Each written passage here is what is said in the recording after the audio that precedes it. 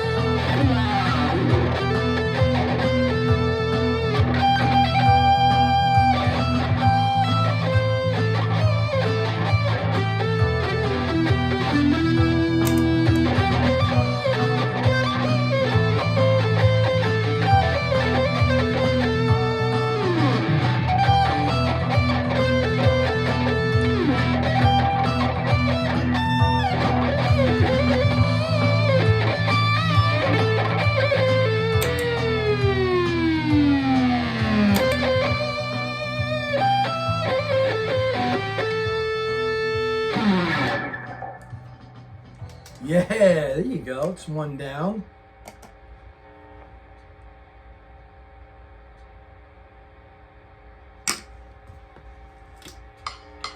Here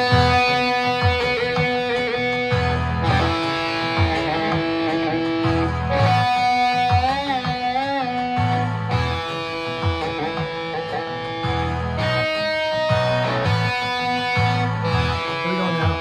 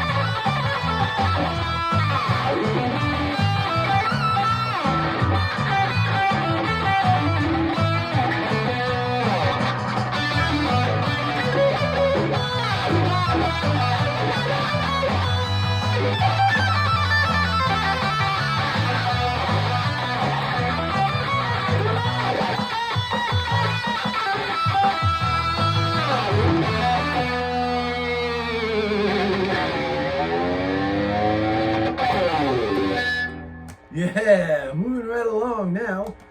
Drop the volume just a little bit. Figure it out as I'm going along. What do we all want to do? We want to rock in the free world.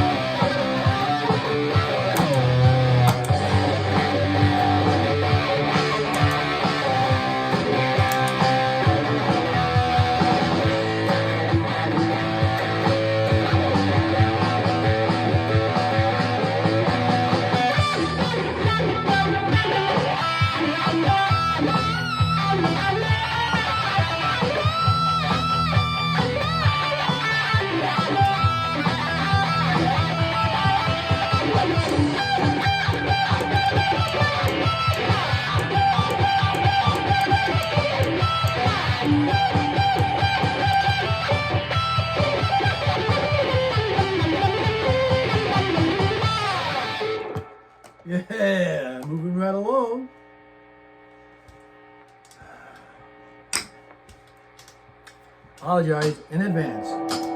Yeah.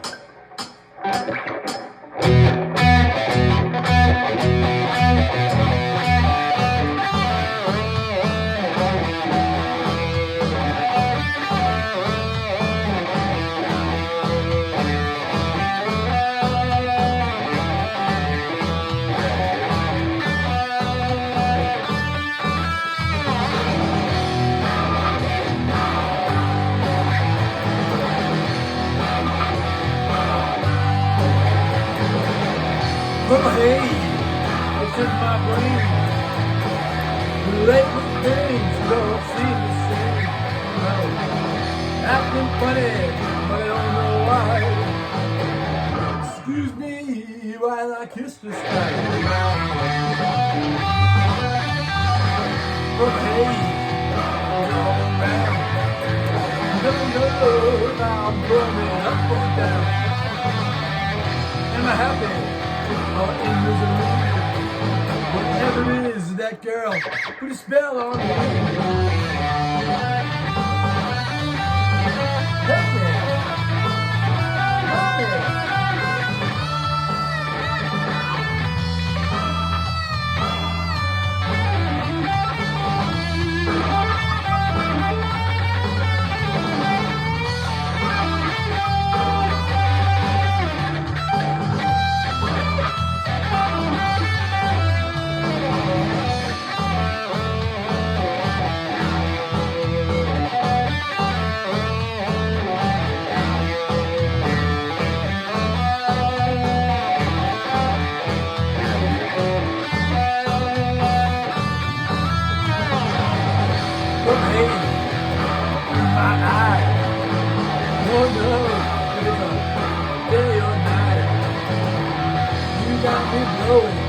Blow my mind. Tomorrow, or just the end of time. Help me.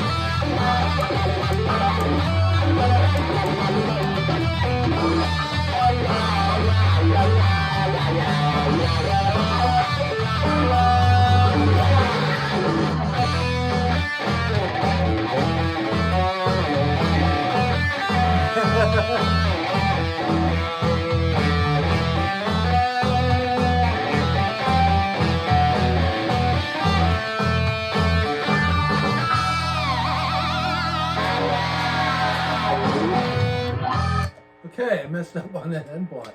What can I say? It happens. One take beanie. Yeah. So, wow, that took 15 minutes. Okay. That's about what I had planned.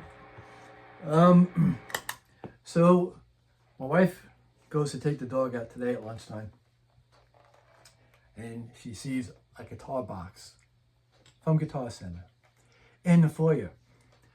Says, "Honey, you bought another guitar?" I'm like, "No." Not that she really cares, because I sell a guitar and I buy a guitar.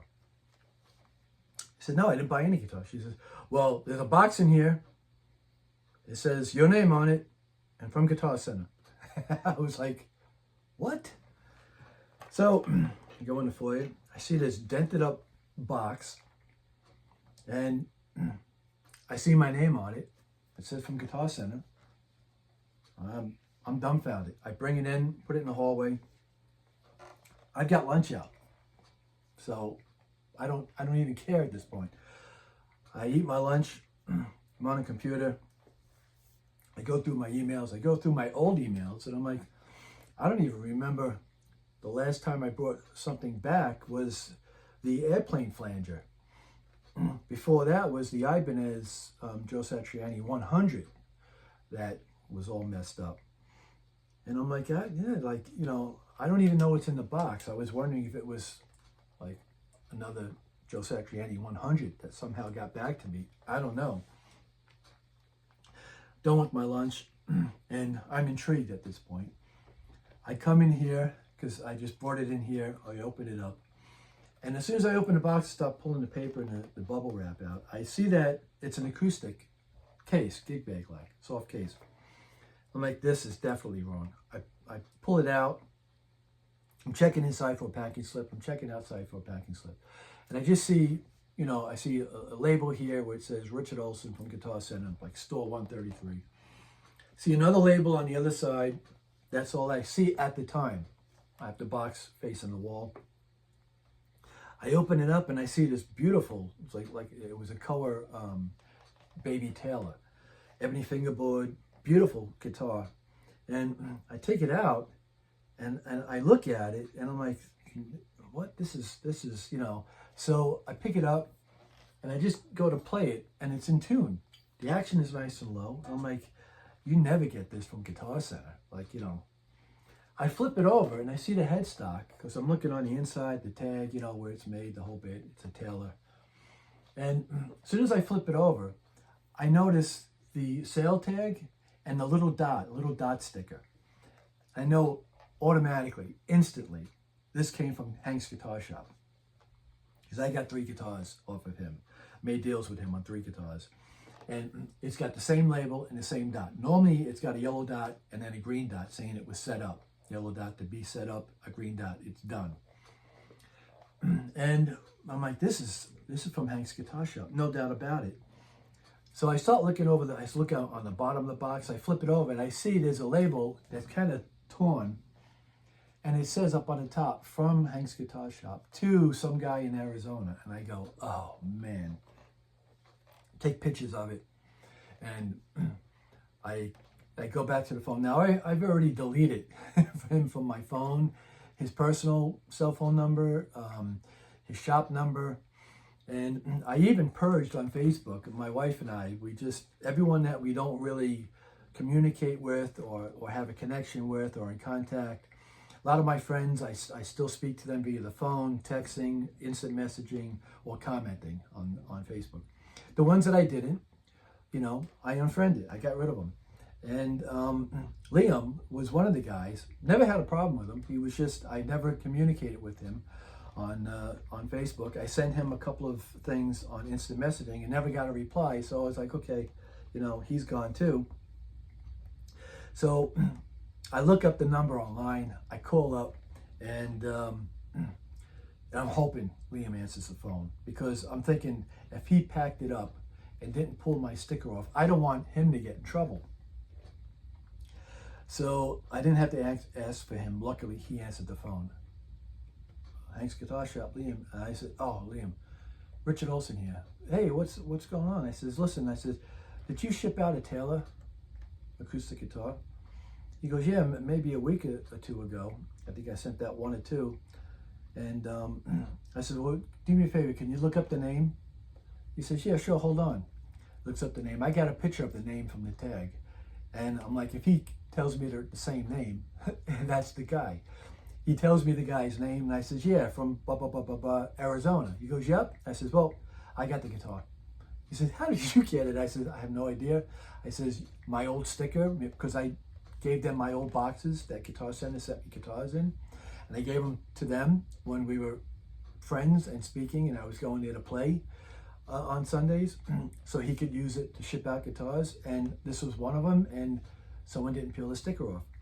So I said, all right, I said, I'll see you in a little bit, I'm on the way down. Throw it in the car with the box. I go down there, and Liam's in the back teaching, I could hear him, and there's Hank at the counter with a family, husband and wife and a son. And I walk in, he goes, "Oh, Richard, thank you. Oh, thank you very much. I appreciate it." I'm like, "Yeah, no problem." I lay it down, I walk around, so I let him take care of the customers. They had like 2 guitars they were going over. They leave, and I put it on the counter, I open up, I have them look at it, everything's good, make sure it's good. And then, I said to him, "Well, let me explain to you in the series that I went through so that, you understand what happened." And I went through the whole thing just like I said it now to you, to him. And I said, "So it's an easy mistake." He said, "Well," he says, "I'm the one that shipped that out." He said, "And maybe I was in a rush, but I didn't peel your sticker off, and that's how it got to me." And I says, "I kind of figured that, So after that, I says, what's done is done." And I said, "Well, now that I'm here, I think we should discuss what happened the last time I played." And, he was very quiet and polite. And I said, "Yeah, I came here to play for the 8th time with the same setup, my same pedal board, stool amplifier. And you came out and you said, well, we're going to have a rule about how much equipment goes on stage." He says, "Meanwhile, you have videos, even on YouTube, of people up here with, keyboards on stands and a guy playing an upright bass and taking up the whole stage." I said, "I came here, I took up a quarter of the stage, just over there, and I didn't even move the upright acoustic bass." I says, "Liam did, so that I would have more room. And if no one comes, I can come up and play more songs. If people are coming in, I get a little bit in between sets. I could take a little bit, like I've done before, these other seven times at a time, and pack it up in my car." I says, "But you said that to me, and I got so, because I replied to you like I'm providing you with free entertainment to bring people in here that play electric guitars. 90% of your store is electric guitars, 10% is acoustic. So I'm bringing the electric guitar player, the rock, factor into the store." I says, and I went outside, I tried to shake it off, I couldn't. I came back in, I was so pissed off, I packed up my stuff, and Liam didn't even know it. And I says, "I'm out of here." And I left. And when I came back, to bring boxes, those boxes that he has, I says, "Unless I get an apology and an invite back," I says, from Hank, "I'm not coming back here again." And he said, "Well, that'll never happen." And here I am today discussing it to him. And because of the situation, he apologized to me and says, "You're invited back anytime you want, no matter how big your pedal board is." He says, "But isn't it like this big?" And I go, "No, it's like half that size." But we were kidding at that point. And then we were just talking business stuff. But, I had said to him that, sometimes I said, you got to deal with something you may not be comfortable with or may not like. I said to him that I did post a negative review, but I took it down a week or 2 ago. I said, because I was pissed off and I'm over it now. And I didn't want it to affect not only your store, because when it affects your store, it affects the people that work here. I says, and I don't want the people to work here, to be out of money, be out of a job. So I took it down. I took the negative comment down. I says, but if you do get those in the again, you should reply to it and try to put the fire out. Kind of. So we were talking business and everything else. His wife came out and shook my hand, thanked me for bringing the guitar. It was a beautiful acoustic guitar. I took pictures of it. And it was like $6.99. So, as soon as I saw it, I thought right away, Guitar Center sent me something by mistake, and I was going to have to run it down to Clearwater Guitar Center, which was past Hank's store. So I was kind of happy it was Hank's. It was a little bit closer. And we got to patch things up. Because I do generally like the guy, and I didn't miss playing there, kind of. And so, yeah, that's what happened. So now he said that they play the first Sunday of every month. So this Sunday is the 31st of August. I don't know when I'm going to post this video. Today is Monday, so I may post it for Wednesday, tomorrow. And then in September, the first Sunday, which is in the middle of the month, like the first couple of days past, because the Monday starts the September 1st. That following Sunday, I may go back. So these are the 4 songs I'm practicing. My 2 instrumentals, and then 2 cover songs, because I want to rock out, and I want people to see, like, you know, it's not just fun strumming, folk singing kind of thing. And that's how that whole thing worked out. And I was really thinking about it, like, you know, hoping I would run into him somewhere so we could have that discussion. And look what the universe brought me. You know, he sent me the guitar by accident. I had a reason to go back there, and we hashed things out. So it worked out. And that's all I've got to say about that. I hope you liked the video. I appreciate it. If you like the set, because I did make, again, I'm counting the mistakes. And this is the first time playing today. I didn't warm up. I normally have my warm-up songs that I always play before I play, but I just wanted to make this video and it was fresh in my mind and get it out. So thanks for watching. Have a good day, and better tomorrow. And this remote is flashing at me again, so you better work.